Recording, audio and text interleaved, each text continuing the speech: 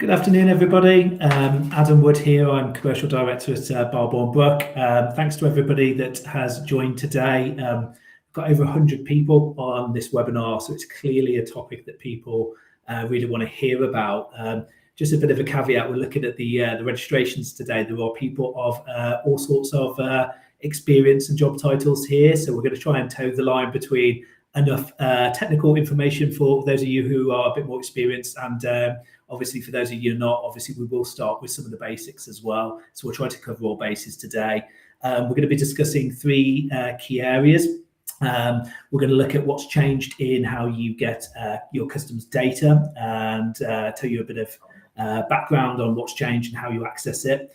We're going to show you a user case of how analytics can be used to enrich the data. And then at the end, we're going to do a Q&A session. So if you do have questions, please add them to the chat. Just again, another caveat there, we'll share the questions and they come up on screen using the software. So we'll have your name against it. So just really make it clear if you don't want your name to go against that question, and we'll make sure we don't share your name. For anybody that doesn't know us, we're Barbour Brook, so we are a tech-enabled customs consultancy. We're one of the biggest dedicated teams of consultants here in the UK, covering both the UK and the EU. And I'm joined today by our founder and CEO, Rob Jenkins, and Sam Blaken, who is the head of customs analytics here at Barbour Brook. Just before we get going, though, I just wanted to put a quick poll up for information, which I'll just put up on the screen now. Just really looking to see if people on the call currently subscribe to their CDS data, and if they do, what reports they're currently subscribing to. If you could answer that for us, that'd really give us a good idea as to sort of who's on the call. There's no option for multiple entries, unfortunately. So if you do get all of them, please just tick that. Please tick that box. I guess from looking at the titles, there's probably quite a mixed bag here. It just gives us an idea of what level to go into when we take this a bit further on. So I'll just give you another sort of 10-20 seconds to answer that, and we'll carry on. Yeah, it looks like there's quite a few of you that don't subscribe at the moment, actually, which is really interesting. Import item obviously being the more popular one, and some obviously non-applicable. Guess that's potentially brokers or intermediaries. So just give it another 10 seconds, and then we will get going. Yeah, looks like that's steadied on. Thanks. You can stop sharing that now, Dave. Thanks for that. So we're going to kick this off. So we just wanted to cover the basics first before we get into the meat of this. For those of you, especially if you don't subscribe, which sounds like a lot of you don't, I really wanted to focus on just for a couple of minutes, what is CDS data? I do appreciate there's some more technical people on the call, so we'll get onto the more meaty subjects in a moment. But Rob, I'm just coming to you first here. Could you just give us a bit of an idea what CDS data is and why it matters to importers? No, of course. Thanks, Adam. So firstly, what is CDS data? It's an incredibly useful resource for checking to see whether you're paying the right amount of customs duty and whether you're meeting your legal obligations. For those of you that don't spend all your time in the customs world, let me just briefly explain where it comes from. So every UK customs declaration is entered onto the Customs Declaration Service, CDS, the term we're going to be using quite a bit. Because of the complexity involved in completing the customs declaration, importers and exporters typically engage customs brokers to complete the declarations for them. Most of the businesses on this call will probably be making hundreds, if not thousands, of customs declarations in a month. And the CDS data we're going to be talking about is an extract or a download from that customs system. So it includes all the elements to check your customs duty costs, including tariff codes, origins, customs values, customs procedures, which is a customs term for for customs duty reliefs. It also shows you your duty and your import VAT due. HM Revenue and Customs are making this information available through a series of standard CDS reports, and that goes back to the poll we just flashed up before I started here. And those CDS reports are for both imports and for exports. Each report, just to put it in context, is really like a spreadsheet containing all sorts of customs information in tabulated form. A word of warning, though, the CDS system does have a critical flaw when we're looking at the data. and I think you really need to know about this, that the CDS data does not record any changes after the time of import. So if you're making any reclaims or disclosures, you'll need to find a way of tying, that detail to any reports that you actually download from the CDS service. So that's basically what CDS is. It's a spreadsheet of all your customs declarations, and it's the official record of all those imports and exports. Why does it matter? It matters for a number of reasons. It helps business to spot mistakes before customs do. I mean, just a word of warning on that as well. HMRC are using this data themselves when they're carrying out audits.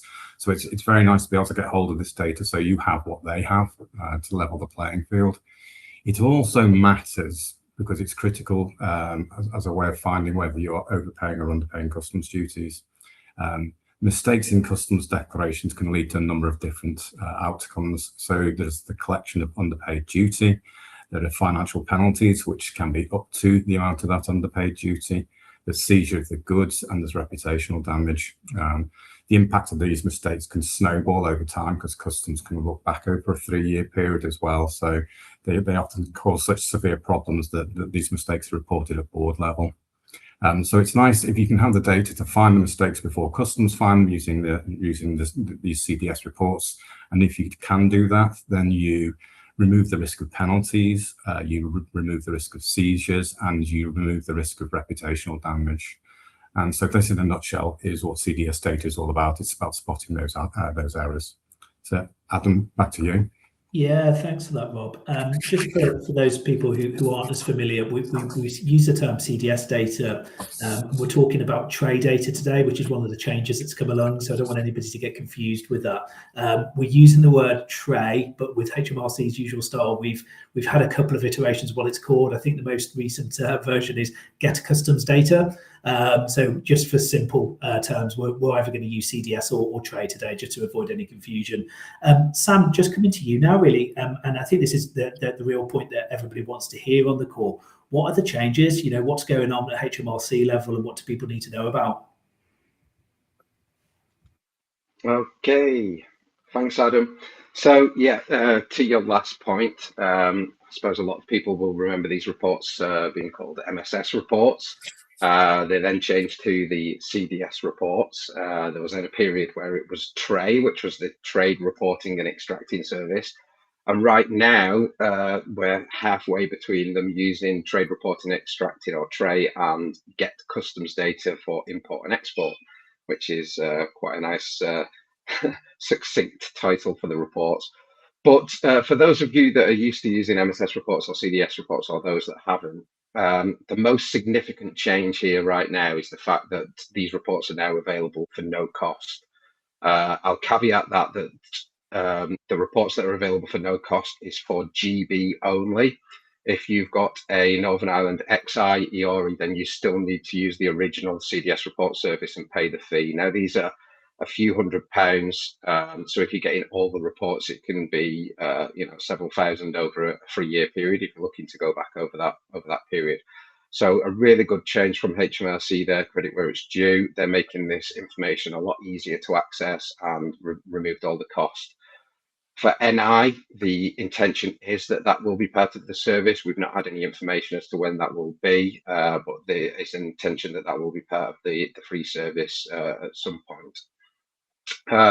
While the cost was rarely prohibitive for getting the information, the approval and governance process around subscribing was a bit of a barrier. So previously you had to fill in several forms, you had to send letter-headed paper to approve access to the data and go through a bit of an application process. One of the key changes here now is that they've removed all of that formality, and that you can now access the data through your UK Gov account. So you can access the data and the reports through UK Gov. You just need to go through a couple of stages to get access. You don't have to send off application forms and do letter-headed paper and that kind of thing. Another significant change, which is very useful, is they've also introduced the concept of third-party access. So previously, only the trader could access their customs data.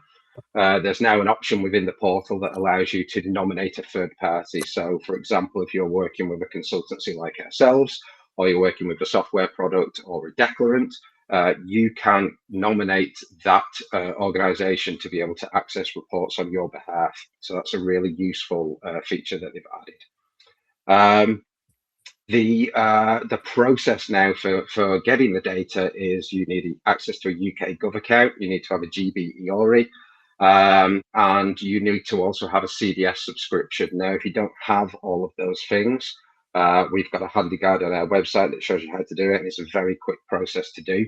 Once you've done that, you can log in and you can start requesting the reports. So they're the key changes that have happened so far in regards to access to the data, Adam. Yeah, thanks, Sam. Just with the guide, by the way, we will send that on an email later for people, the link to that, just so people have got that to use as well. I mean, there's a significant change here. Rob, I'm sort of coming to you now, and just wonder what sort of the expectations from HMRC might be now that this data is free and available and easily, readily available for everybody to get. Yeah, what does this mean for UK traders or businesses? You know, in a phrase, I think it's higher expectations, Adam. Customs will have higher expectations of traders or businesses, and I imagine at some point fairly soon, people within the businesses will have higher expectations of their customs teams. I'll give you a bit more sort of a meat on the bone on that one. So, you know, we had the poll at the beginning, and I think quite a few people said they didn't get the CDS reports. Historically, fewer than 5% of businesses have actually accessed this data. Now the costs and the process, the costs have been removed, as Sam says, and the process is much easier. Customers will expect broad, if not universal, take-up of this data. Customers will expect the free availability of data to result in greater awareness and improved compliance. And in practice, this means CDS data is something that any competent customs team will be expected to understand and use. I imagine customs are going to be a lot less forgiving of businesses that make obvious mistakes, and they will also have higher expectations that businesses address anything that's raised in an audit to make sure that those concerns are sort of addressed. A typical example, a common one we see all the time, is a lot of businesses use return goods relief. They don't realise there's conditions attached to that. Customs pick them up in audit and say you can't do that. You'd be expected to use the CDS data from that point on to make sure you're not continuing to use it, or if you are going to use it, you have the necessary evidence to do that. So that's customs having higher expectations. I also mentioned, I think, people within the business will have higher expectations. So colleagues will be asking for clear, prompt insights from the customs team. They'll be asking questions like, how much customs duty are we spending? How much are we saving? What are our risks? What have been done to manage these risks? So armed with that data, I imagine the customs teams are going to have to exert tighter control over the customs duty spend, Adam. Yeah, thanks, Rob. So, Sam, I know we've been part of the beta trials for trade data. I'm just wondering, from a practical perspective, what's changed and what challenges or maybe barriers are still there? Okay, thanks, Adam. Yeah, so the Get Customs Data or TRE service is currently in public beta at the moment. So those of you that already subscribe to the CDS reports will have probably been informed that the service is available. The view is it goes fully live at the end of March. There has definitely been some teething problems. I'll just share a slide in regards to this, looking at the data coverage. So what is available? Well, basically, there are 4 reports that are available. There are 3 import reports, which is the import header report, the import item report, and the import tax line report. And then there's an export report as well. So if you are used to receiving the CDS reports, you will notice in the new format that there's been some significant changes to the way that these reports are generated. So if you're a business that relies on using spreadsheets or pivot tables to look at the data, you'll probably find that you've got a few problems there if you're looking at the new reports. There's inconsistent data ranges. Some of the fields have been renamed or are missing, and there currently hasn't been much advance notice about the fact that the data shape is going to change. To give you some examples, the import item report has gone from 55 fields to 72 fields. They've added new fields, they've removed some, and the data structure has been significantly changed in others. One thing that's particularly keen to watch out for is that the importer name field now actually contains the consignor or supplier name. So that could really cause some problems if you've not spotted that one. We have fed this stuff back to the trade team, and we've been told that their intention is to align these reports with the same format and data of the CDS reports by around the end of January. However, they are trying to add more value into the reports, so it's unlikely that that they will be an exact replica. But despite these practical difficulties, the broad message is really clear. Businesses are expected to use and access their CDS data as part of their customers' governance. We have a tool which can reshape the reports into the original format that we use internally. And we are keeping an eye on the report formats and have done some analysis about the changes, which again, we'd be willing to share with anyone who's interested at the end. So back to you, Adam. Yeah, thanks, Sam. I'm probably sticking with you actually, because I know you're really close to this subject. How do businesses typically use this data from your experience? And have you got any sort of tips there? Yeah, sure, thanks. So one of the most important uses is understanding the scale and materiality of the customs activity. So at Barbour Brook and in the CAT 360 product, we refer to this as duty under management. So it considers not only the duty that's been paid, but also duty savings achieved through reliefs, free trade agreements, and special procedures. HMRC manages risk largely through audit, so duty savings are also subject to challenge. People often don't think about that; they just look at the duty that's been paid and don't look at the overall exposure. Another common outcome is increased operational transparency. So it's not unusual for businesses to underestimate the number of brokers, the procedures that they use, or the declaration patterns. I can't think of how many times you would speak to traders and say, how many intermediaries do you use? And they say 3. And then you look at the data and there's like 14, because there's often pieces that fall outside of the side. That will be very clear when you look at your reports. And with appropriate care, the data can be used to benchmark error trends. So it's important to recognize that errors may originate from the broker's side, simple things like fat finger mistake, keying in, decimals in the wrong place, or it could be the importer's own processes where the data is not being sent over clearly, or they're potentially using the wrong classification for goods. So in both cases, looking at this is the picture of information after everything's been submitted that HMRC hold, and it's really a useful tool to highlight where things can be strengthened, Adam. Yeah, thanks for that, Sam. Yeah, so in terms of, I guess, a practical example. So I know we're talking more about sort of the theory here. I mean, have you got sort of a practical example or a case study potentially that you could share with us, just to bring it to life for those people that maybe don't have as much experience in doing these sorts of dives?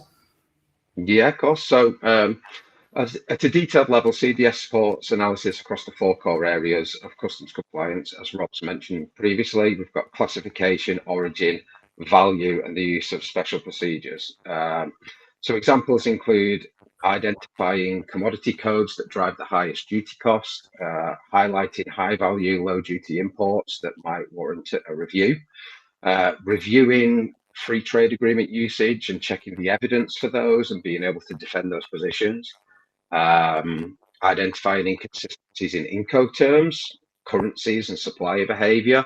Quite often you'll have agreed currencies with your suppliers, and you'll have agreed currencies with your suppliers. So there's a bit of background. Agreed currencies with your suppliers, and when you look at the data, they've actually been sending some declarations in alternative currencies, which can affect the duty that you pay. And also comparing the actual CDS data that's held by HMRC with the data in your internal systems, because there can be a mismatch between the two. So that type of analysis supports both risk management, but also opportunity identification, which is a key part of this. Yeah, perfect. Yeah, thanks, Sam. I mean, real life horror stories. I mean, obviously, we're not to name and shame. Have you come across anything in the data when you've looked at this that's really stood out to you? You know, is there a particular example? Yes, I mean, there's lots. As an example, I can think of in one case a commodity code being mistakenly entered into customs value. Because commodity codes are 10 digits, the customs value appeared to exceed $1 billion, which obviously created a potential duty exposure of about 1.5 million. Now, I suppose a lot of people on this call would probably say, well, that would jump out straight away. But the issue was the goods were entered into customs warehousing and released gradually. So very difficult to see, but a simple review of the values over time in the CDS data would have highlighted the anomaly very quickly. Yeah, thanks for that, Rob. I'm coming to you now. Really looking to sort of cheer the tone up slightly. We've been a bit doom and gloom here, looking at all the bad things. Are there any opportunities, or is there any particular gains that you can think of or describe that might be less doom and gloom for people on the call? Yeah, you're right, Adam. I mean, there's some scary stuff which Sam is going on about, but there's a really good news story here behind having the CDS data as well. It can add massive value to a business. I can give you a couple of easy and straightforward examples. It can drive reclaims. It can be used to prove the business case for future customs planning, and it's also a great way of demonstrating the value that's been added by the customs team within the business. I'll just go into those in a little bit more detail, if I may. So we use the data all the time in our work to spot reclaims. So, where are these reclaims in the haystack effectively? We've got thousands of declarations, loads of suppliers, loads of commodity codes, loads of origins, loads of special procedures. There's a haze of data. But by pivoting and slicing and dicing the data, it helps us zoom in on where the customs duty costs are, and therefore where the potential savings and reclaims are as well.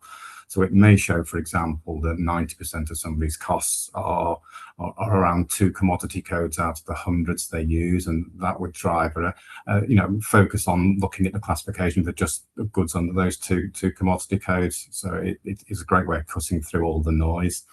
It also is very good for very quickly seeing whether the business is taking advantage of all the free trade agreements, and if it's not, you can go back to the suppliers and ask for the necessary evidence and make a reclaim on that basis as well.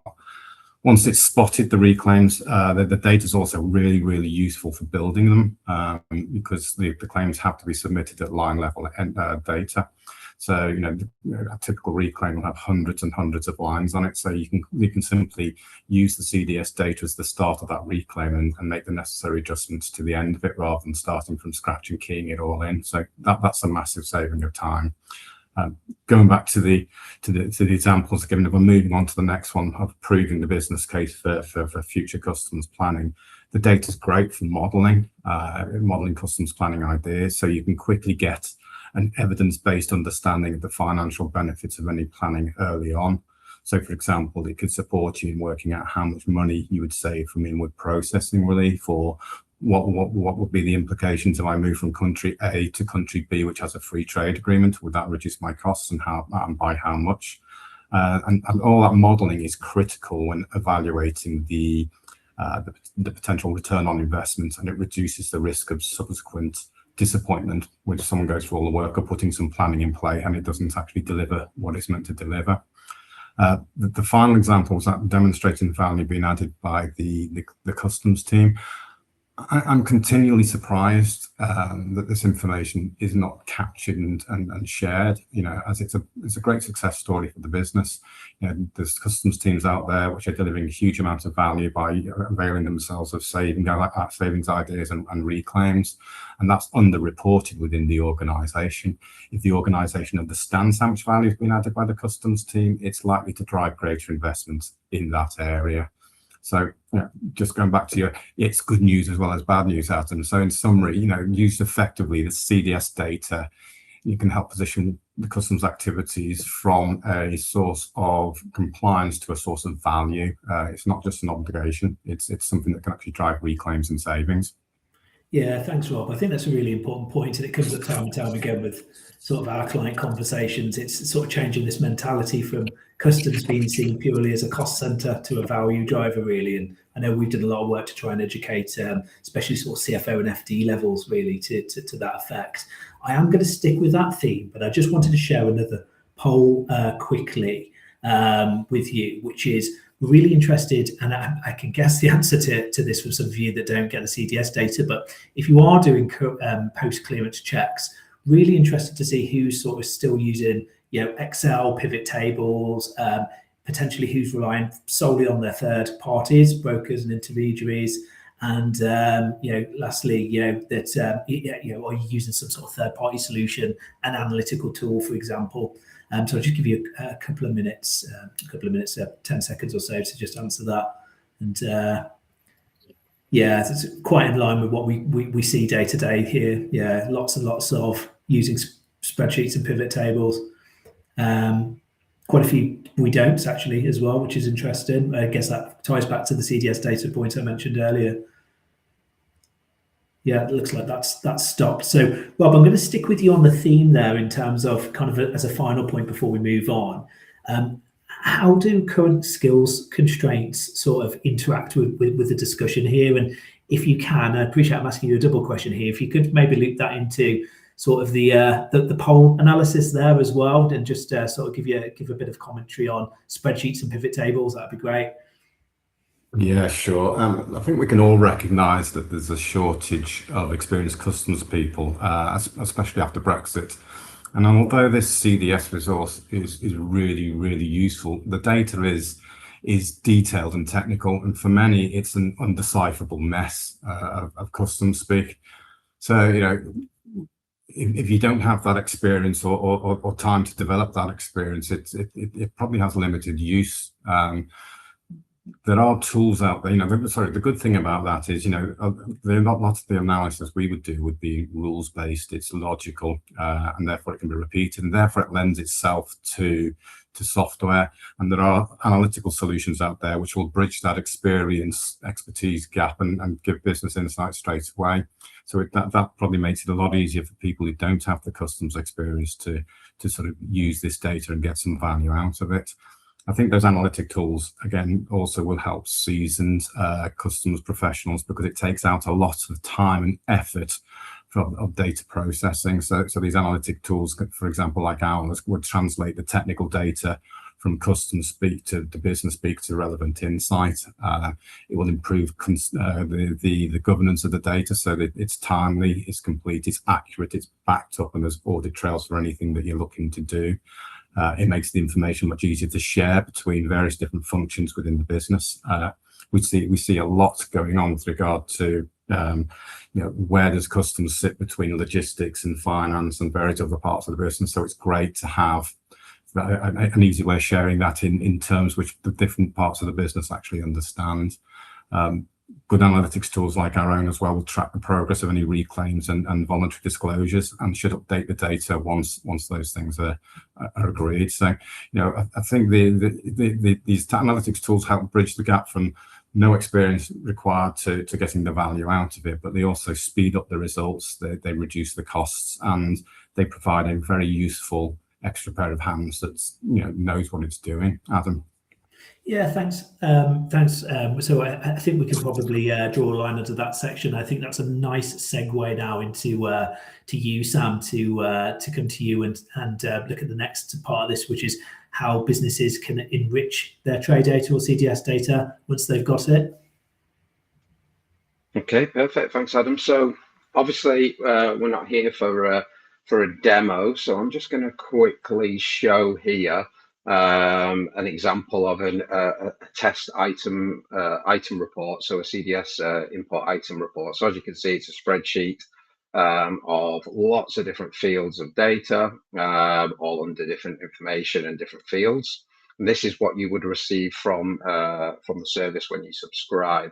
So with this, you can obviously look at the information yourself. You could create filters and you can do pivot tables and that kind of stuff, which people use.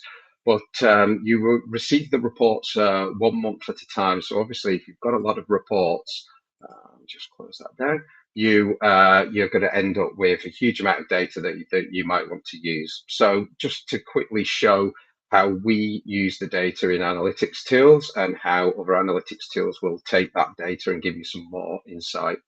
To import the data into the system, when you get your files with our product, you would simply click import data and then select new import, and you find the file that you want to import here, which I will do now. Wait a second. And it's in here. So this is our test report file. Select open, and then we hit start import. So sometimes the files have passwords on them, sometimes they don't. And what our product does now is it will import the data. It validates all the data against the fields to check that all the information is correct. It then enriches and stores the data. So it pulls in information from VAT checkers, EORI checkers, from the UK trade tariff, and then it will calculate duties. It then lets you to review the information so you can check if everything's been successfully imported, and then you can confirm the files. So what we would then do with that data is we present it back in a useful dashboard. And I won't go through a full demo here, but just to point out where the value is in using analytics tools. If you wanted to quickly find out some key information, rather than having to use pivots and filters, you've got pivots and search within Excel or within Power BI. You've got a range of filters here. You can save certain searches that you want to do your compliance on a monthly basis. So if, for example, I wanted to look at all of my suppliers or declarants that were dealing with shipments where the origin was from China and the dispatch country was from China, I can apply that with one click, and then I will see the total customs value, the amount of duty that I've paid, and I can see all that information. We can see here that the customs value for China for this demo data was 5 million, and I can view by country of dispatch. I can view the amount of duty that's been paid, all really quickly. So it allows you to take all that really useful information from HMRC and then view it. It also lets you do analysis of how many suppliers and declarants you've got, and we can look for anomalies. We've no anomalies in this data here because this is test data. And it allows you to also look at all of your commodity codes and all the information that you may have. So here we have a tree diagram which shows us by chapter, weighted, and you can obviously narrow down this into different date periods. But what we also very keen to do is look at customs procedure codes and preference. And what we try to do with the value of this is taking this raw data is we want to enhance it so you can get even more value out of it. So as a lot of people will know, when you look at the descriptions in the tariff for commodities, quite often you'll end up with other, which isn't really much use to you when you're looking at the data. We use AI to create an AI description so that the descriptor will always be something useful so you can very clearly see what the commodity is you're looking at. However, this is a really compliance heavy field. So we also back that up with the fact that at any point you can hover over commodity code and we pull in the full tariff information from HMRC's UK trade tariff so that you've always got the full accurate information. And if at any point you want to view specific information on that commodity, it's all integrated into the tariff and you can see the full information. So that's just a really quick highlight as to what you can do with this data. You can use it to find preferences, preference opportunities for reclaims, as Rob said before. But we just wanted to show how the raw data can be used with an analytics tool to get a lot more information and business intelligence out of the product. Okay, Adam. Yeah, thanks, Sam. Thanks for that. So I'm just going to move on to questions and answers just shortly. Just really conscious that we've got quite a mixed bag of people on the call, really, and obviously we've got well over 100 of you. Obviously, from our perspective, it'd be great to just get an understanding, and I'll share a poll in just a second, just whether or not a bit of a deeper dive into almost sort of a a masterclass on how to do post-clearance checks would be of interest to people, maybe in sort of March. So we'll share a poll in just a moment. And if you think that that's something you'd like to do, so I've just said yes or no, then please let us know. We'll see if there's appetite for it. But just to summarise really before we go to the Q&A session, CDS data is really easy to get now, widely available. HMRC is obviously going to expect businesses to sort of have that and to sort of know what they're doing with their post-clearance checks now. It's the first step, really getting the data. I think what you do with it then probably becomes a bit more difficult. Nobody here today obviously is here to be sold to. We're not doing demos or pitches or anything like that, as you wouldn't expect us to on a call like this. But if anybody is interested in seeing how their data is reflected in our analytical tool, we're just offering free reviews for anybody here today, using your data if you wish to show you sort of what the tool can do for you to save time, or potentially look at opportunities or risk within your customs landscape. So we can do that for you by all means. There's free trials on the website as well. So if we could just share the next poll, please, just to ask that yes or no question, and then we'll come on to some Q's and A's. Please put your questions in the right-hand box if you haven't already done so. We've got a few that have been anonymous as we've come through as we've been talking, but we've got a few from you as well. Please just ask anything in there.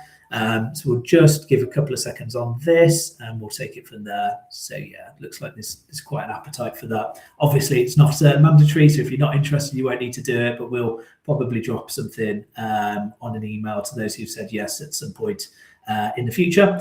So just coming to questions, I'll just read this anonymous one first actually. I'm not sure, I think we might have answered this already, Sam, but obviously it's in public beta at the moment. When's the official go live date? Would you just cover that one for us? Yeah, so public beta at the moment, the official go live date is unofficially the beginning of March, around mid March.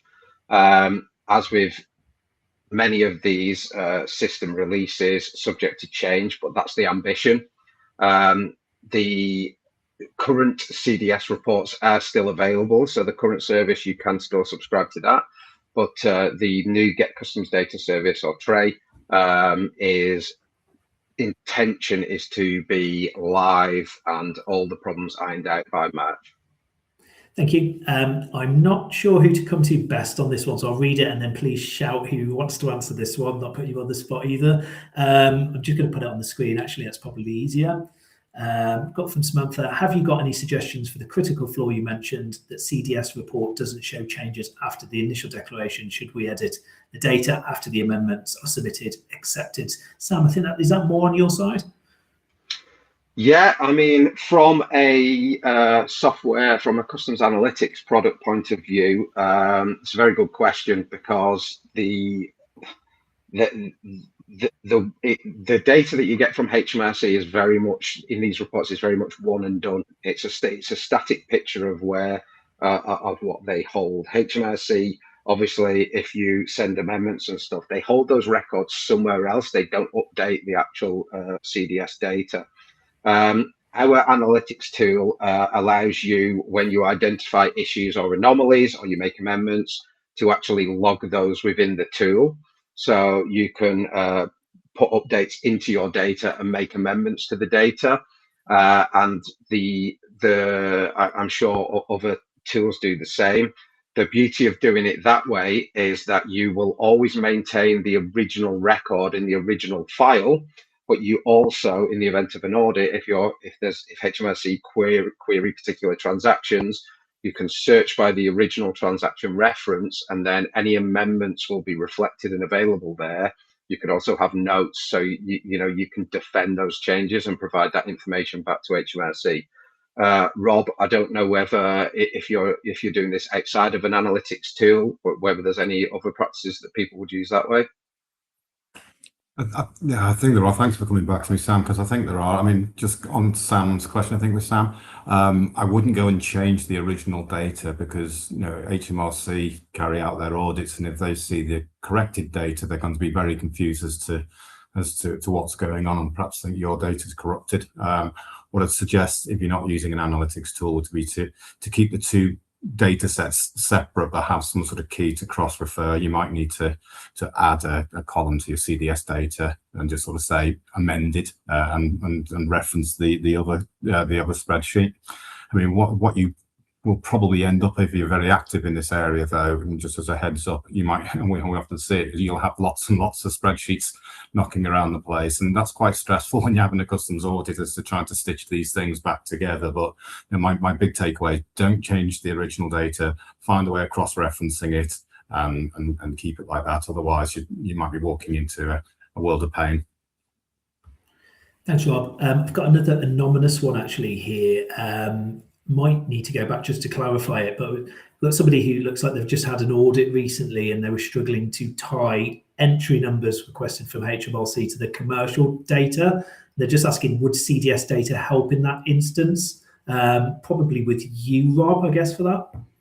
Yeah, thanks, Adam. I mean, there's a couple of points. If it's CDS data, you can use, I think it's Control F in the right column to find the information. So yeah, you could do it. Again, in an analytics tool, Sam was showing some filters before. There is a field where you would just drop the reference in and it would pull that information up, and you could go from there. Just to follow on from that as well, you know, a couple of points. When customers do carry out an audit, a lot of people don't realise that you can go back to the customs authorities and ask them which transactions they're looking at. Clearly, the person who asked that question knew about that because they had the list of entries before customs attended. But it's a key point to get out there. If you're subject to an audit, ask what they want to see, and therefore you're less rushed and stressed on the day. The follow on from there is, once you see which transactions they're looking at, you can start to work out, well, you know, what issue do they think is there, and what other transactions do they think, you know, what other transactions are very similar. So if they find an error with, I say, a commodity code, you'd want to see all the other uses of that commodity code and get your head around that before customs authorities come in, because that's where they're going with it. They're coming in with 10 transactions, but they're probably going to explode that up to 100 or 150 once they've proven the case that there is an error. Thanks, Rob. We've got a question from Rachel here. Again, I think this might be with you, Sam. You might want to have a look at that. So if we need to continue to pay for our XI EORI data, what will these reports look like from the data cost perspective? Will we end up paying GB EORI data, which is ultimately free now? Not sure if that is that something you know about, or is that something we might need to come back to Rachel about? Yeah, that's fine. So good question, Rachel. You can use the free service to get the reports for GB. You would need to pay for the XI ones. So depending on which reports you wanted to get, you would be, I think it's circa £240 per report per year. So if you were just, for example, taking the import item report for XI, you would pay £240 for that, and you would get the GB stuff for free. HMRC are informing people that are using the paid service that once it's available, you will no longer have to, once it becomes free, you will no longer have to you will no longer have to pay. And they are pro rata in those payments as well. So for people who are using the paid service for their GB reports, if you've paid up for the year and then they switch over to the other one, they should be pro rata in those fees back. So to answer the question, for Northern Ireland, unfortunately, you'll have to pay for that data currently. Depending on how many reports you want would calculate the cost. But it's for the year, and for the GB stuff, you would be able to get that free through the Get Customs Data service. Yeah, thanks, Sam. And that neatly wraps us up for Q2, so on time. There's a few more anonymous questions that we haven't had time to get to. So we might just come back to those on email potentially after this, but just so everybody knows, we'll follow up with a link to the recording. So if there's anybody in your organisation you want to forward it on to catch up, that's fine. You can forward the email on. We'll also send in the next day or so a link to the how to get the customs data, and if you want to add for example, third parties to recipients, there's a bit of an explanation and a bit of a walkthrough guide for people. Aside from that, thank you very much. It's been well attended today. If anybody wants to speak to us directly, please do just drop us a message, either from replying to the email that we send out or just coming through our website. And yeah, thanks very much. We really appreciate your time. Thank you.